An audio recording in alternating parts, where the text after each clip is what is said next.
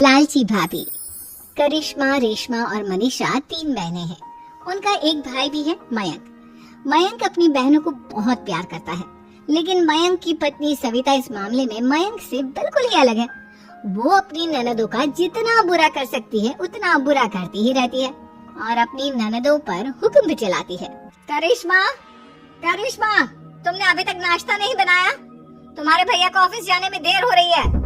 हाँ भाभी, बस अभी बनाती हूँ। करिश्मा, तुम ये ढीलापन छोड़ दो। कल को पराये घर जाना है। वहाँ अगर तुम इस तरह से काम करोगी तो लोग क्या कहेंगे कि माँ ने और भाभी ने कुछ सिखाया नहीं। और तुम्हारी दोनों बहनें कहाँ हैं? रेशमा मार्केट गई है और मनीषा सो रही है। क्या? सुबह के 8 बज रहे हैं और ये महारानी अभी भी सो रही है? ये कहते हुए सविता अपनी सास दुर्गा देवी के पास जाती है। माँ जी, देख रही हो अपनी बेटियों के तौर तरीके?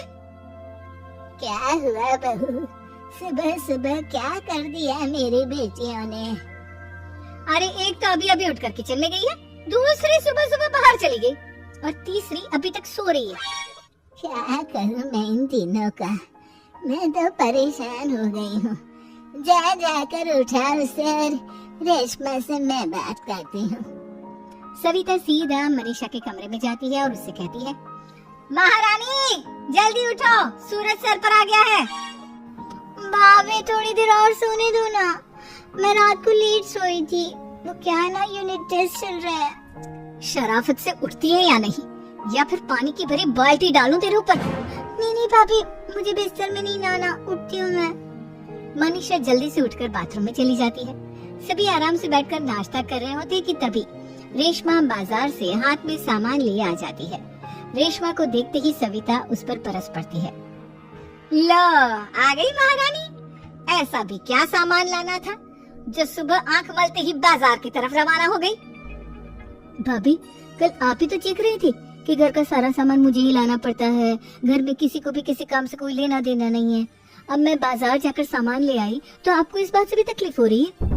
देख रही हो माँ जी, अपनी बेटी की जुबान कैंची से भी तेज चलती है। और मयंक, आप तो कुछ कहेंगे नहीं अपनी लाडली बहन को? रेशमा, अपनी भाभी से ऐसे बात नहीं करते। चलो माफी मांगो। भैया, मैं क्यों माफी मांगू? आप भाभी से बोलिए ना कि हम पर कम हुक्म चलाया करे। हम इस घर की बेटियां हैं और आपकी पत्नी की ननद है, नौकरानी नहीं। लो कर लो बात। इनकी भलाई के लिए कुछ भी बोलो तो इन्हें बुरा लग जाता है। इस घर में यही इज्जत है मेरी। देख लो माँ जी, आपकी बेटी किस लहजे में मुझसे बात कर रही है। सविता वहाँ से चली जाती है। मयंक को बहुत गुस्सा आता है, वो भी वहाँ से चला जाता है। फिर करिश्मा रेशमा को समझाती है। रेशमा, तुम्हें भाभी से माफी मांग लेनी चाहिए थी ना। लेकिन दीदी, मैंने कुछ किया ही नहीं, तो मैं माफी क्यों मांगू? हाँ करिश्मा दीदी, रेशमा दीदी जैसे ही घर में आई भाभी ही उन पर चिल्ला रही थी। हाँ, मैं मानती हूँ कि गलती भाभी की थी। मैं तो इसलिए बोल रही हूँ कि भाभी ने माँ को तो पूरी तरह अपने वश में कर लिया है। वो हमारी बात सुनती ही नहीं। मयंक भैया हमारे लिए हमेशा खड़े रहते हैं, इसलिए उनकी बात का मान तो तुम्हें रखना चाहिए था ना। कोई फायदा नहीं दीदी, कुछ दिनों की बात और है, भाभी उन्हें भी हमारे खिलाफ भड़का देंगी। फिर वो भी माँ की तरह हमारी किसी बात का विश्वास नहीं करेंगे। इसी तरह सविता अपनी तीनों ननदों को किसी न किसी बात पर परेशान करती रहती थी। एक दिन मयंक अपनी तीनों बहनों के लिए गिफ्ट लाया। क्या रेशमा, ये तुम्हारे लिए हार का सेट। रेशमा, तुम्हारे लिए सुंदर सी ड्रेस। और मनीषा, तुम्हें किताबें पसंद है ना, तुम्हारे लिए किताबें लाया हूँ। थैंक यू भैया। थैंक यू भैया। थैंक यू भैया। करिश्मा, तुम्हारा नेकलेस कितना सुंदर है, ये भैया कहाँ से ले आए होंगे? मैंने भैया को 3 दिन पहले फोन पर ये डिजाइन दिखाया था और आज भैया ये ले आए। सविता तो अपनी ननदों की गिफ्ट्स देखकर जल गई और करिश्मा का नेकलेस तो उसे भी बहुत पसंद आया था। अपनी बहनों के लिए कितना अच्छा नेकलेस लेकर आए हैं, मुझे कभी कोई गिफ्ट नहीं दिया। मैं आज ही ये हार चुरा लूंगी। रात में सविता करिश्मा का हार चुरा लेती है और इसी तरह उसे अपनी ननदों की जो भी चीज अच्छी लगती वो उसे मांगती नहीं, बल्कि रात के अंधेरे में चुरा लेती। इसी तरह दिन बीतते गए और सविता ने मयंक के दिल में भी उसकी बहनों के लिए नफरत पैदा कर दी। एक दिन मयंक ने करिश्मा और रेशमा के लिए रिश्ता देखा और ये बात उसने घर में सबको बताई। माँ, करिश्मा और रेशमा के लिए बहुत अच्छा रिश्ता आया है, वो लोग कल इन्हें देखने आ रहे हैं। आप और सविता मिलकर सारी तैयारी कर लेना। ये सुनकर करिश्मा और रेशमा खुश हो जाती हैं, लेकिन सविता सोचती है, अगर इन दोनों बहनों की शादी हो गई तो घर और बाहर का काम कौन करेगा? मनीषा तो एक नंबर की कामचोर है, उससे तो किसी बात की उम्मीद लगाना ही बेकार है। मुझे इस शादी को रोकना होगा। अगले दिन सभी लड़के वालों के स्वागत की तैयारी करने में लगे होते हैं। तभी मयंक अपनी बहनों से आकर कहता है, तैयार हो गई तुम दोनों? देखो दोनों लड़के बहुत अच्छे हैं, मैं कोई कसर नहीं छोड़ना चाहता, इसलिए तुम उनके सामने अच्छे से बिहेव करना और अपनी भाभी से लड़ने मत लग जाना। करिश्मा, तुम वो नेकलेस पहन लो ना जो मैं तुम्हारे लिए लाया था। भैया मैं बहुत देर से वो नेकलेस ढूंढ रही हूँ, लेकिन मुझे मिल ही नहीं रहा। क्या तुमने नेकलेस खो दिया? तुम्हें पता भी है वो कितना महंगा था? तुम कोई काम ढंग से नहीं कर सकती। मयंक गुस्से में वहाँ से चला जाता है। थोड़ी देर बाद लड़के वाले भी आ जाते हैं। वो दोनों बहनों को पसंद कर लेते हैं और रिश्ता पक्का हो जाता है। लेकिन सविता के दिमाग में तो कुछ और ही खिचड़ी पक रही थी। वो पंडित जी के पास करिश्मा की कुंडली लेकर जाती है और उन्हें पैसे देकर करिश्मा की कुंडली बदलवा देती है। जब लड़के वालों के पास करिश्मा की कुंडली जाती है तो वो दुर्गा को फोन करते हैं। बहन जी, हमने करिश्मा की कुंडली अपने पंडित जी को दिखाई थी। आपकी बेटी की कुंडली नहीं बल्कि दोषों का पिटारा है।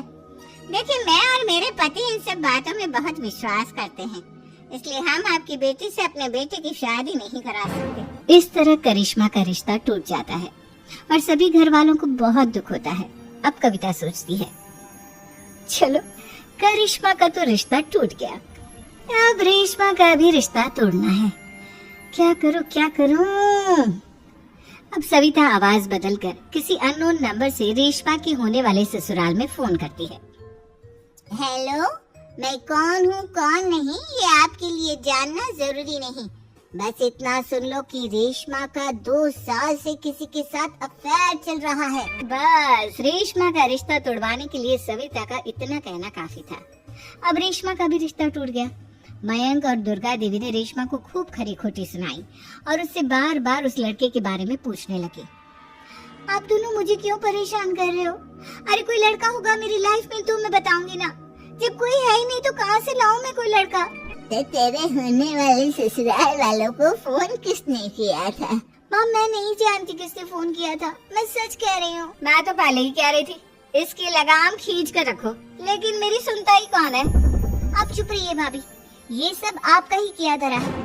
अब तीनों बहनों को विश्वास हो जाता है कि ये सब उनकी भाभी ही कर रही है। तीनों बहनें अपनी भाभी को सबक सिखाने के लिए एक वकील कर लेती हैं और घर में हिस्सा मांगती। देखो भैया, माँ बाप की जायदाद में जितना बेटों का हक होता है उतना ही बेटियों का, इसलिए इस घर के 4 हिस्से होंगे और हमें अपना हिस्सा चाहिए। मैंने तुम्हारे लिए क्या क्या नहीं किया और तुम इस घर में हिस्सा मांग रही हो? भैया, आप और माँ हम बहनों की कोई बात नहीं सुनते हो और भाभी हमारी शादी नहीं होने देगी क्योंकि उन्हें लगता है कि आप हमारी शादी में ज्यादा पैसा लगाओगे और उन्हें हम जैसी फ्री की नौकरानी कहाँ मिलेगी। तो हम भाभी के साथ तो रह नहीं सकते, हम बहनों को अपना हिस्सा चाहिए। अरे तुम्हें शर्म आनी चाहिए अपनी भाभी पर ऐसा इल्जाम लगाते हुए, वो तुम्हारे बारे में कितना सोचती है। हाँ माँ, भाभी हमारे बारे में बहुत सोचती है, दिन रात बस यही सोचती रहती है कि किस तरह से अपनी तीनों ननदों को परेशान करूं और कभी मुझे पढ़ने भी नहीं देती। दोनों बहनों का रिश्ता भी तो इन्होंने ही तोड़वाया है और रात में हमारे कमरे में आकर हमारी चीजें भी चुराती हैं। इसी तरह सविता की तीनों ननदें अपनी बात पर अड़ी रही।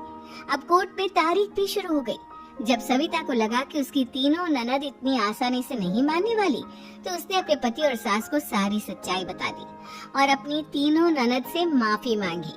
मयंक और दुर्गा को भी अपनी गलती का एहसास हो गया। अब सविता खुद करिश्मा और रेशमा के लिए अच्छा रिश्ता ढूंढती है और उनकी शादी करवाती है।